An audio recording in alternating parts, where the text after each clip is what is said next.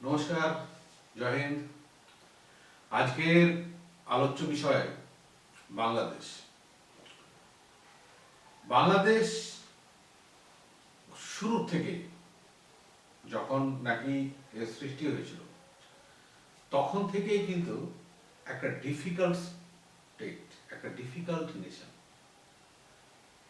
Actually বাংলাদেশের যে জনসংখ্যা তার একটা পার্সেন্টেজ চেয়েছিল ভাষা নিয়ে একটা নিজস্ব আইডেন্টিটি গড়ে তুলতে, আবার এট দ্য সেম টাইম একটা বড় অংশ এর বিরুদ্ধেও ছিল।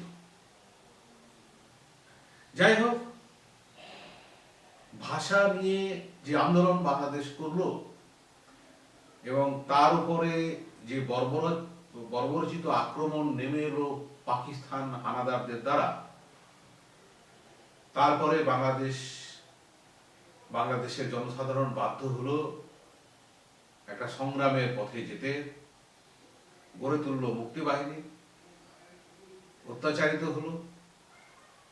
ভারত সরকার তাদের এই স্বাধীনতার যে আকাঙ্ক্ষা তাকে সমর্থন করলো।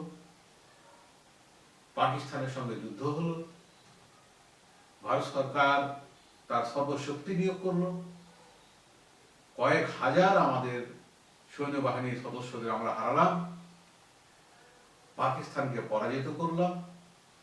93,000 পাকিস্তানি সৈনিক আমাদের কাছে আত্মসমর্পণ করলো তদানীন্তন পূর্ব বাংলা, বর্তমান বাংলাদেশে। আমরা কি অজ্ঞাত কারণে কোন রকম বাধা নিষেধ ছাড়াই, কোন রকম বিধি নিষেধ ছাড়াই, কোন রকম শর্তাবলী না দিয়েই তাদের 93,000 মিলিটারি পার্সোনেলকে আমরা ছেড়ে দিলাম। অথচ পশ্চিমাঞ্চলে আমাদেরও প্রায় 54 জন মিলিটারি সদস্যরা ক্যাপচার করেছিল, তাদেরকে কিন্তু ছাড়েনি। সেই বন্দি প্রত্যর্পণ চুক্তি, প্রিজনার্স অফ ওয়ারের যে আদান প্রদান, সেটাও আমরা করলাম না, আমরা জাস্ট ছেড়ে দিলাম। ছেড়ে দেওয়া শুধু নয়, আমরা আমাদের এত যে ক্ষতি স্বীকার করে যে কাজটা করলাম, তারপরে কিন্তু আমরা পারতাম যে আমাদের কিছু অমীমাংসিত কিছু যে সীমারেখাগুলি রয়েছে সেগুলোকে সেট রাইট করতে পারতাম, আমরা কিন্তু করলাম না। বড় ভুল আমাদের। যাই হোক, বাংলাদেশের ভেতর থেকেই কিন্তু এত যে আমরা করলাম বাংলাদেশের জন্য, তাতে কিন্তু বাংলাদেশের পক্ষ থেকে কখনো সেই যে কৃতজ্ঞতা খুব একটা বেশি পাওয়া যায়। কিছু কিছু জিনিস অলিখিত থাকে।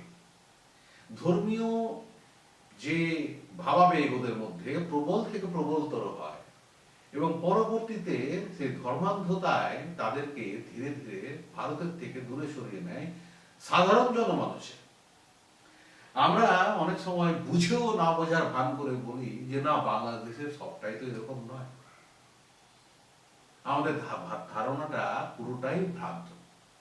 বাংলাদেশের সবটা না হলেও বেশিরভাগটাই এরকম ধর্মান্ধ।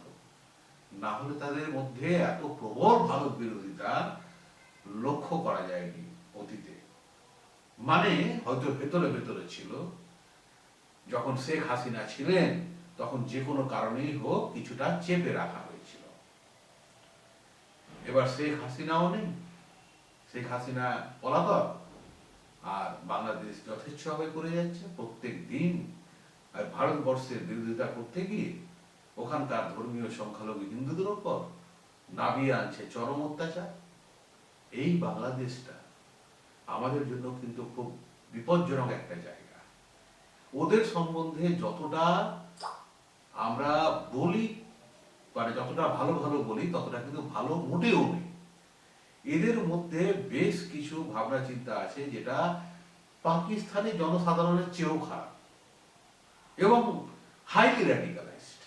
তাই বাংলাদেশকে বিপজ্জনক অবস্থা, বাংলাদেশে যে বিপজ্জনক অবস্থা রয়েছে তার জন্য সাধারণ বাংলাদেশিদেরকেও সন্দেহের চোখে দেখা অবশ্য দরকার।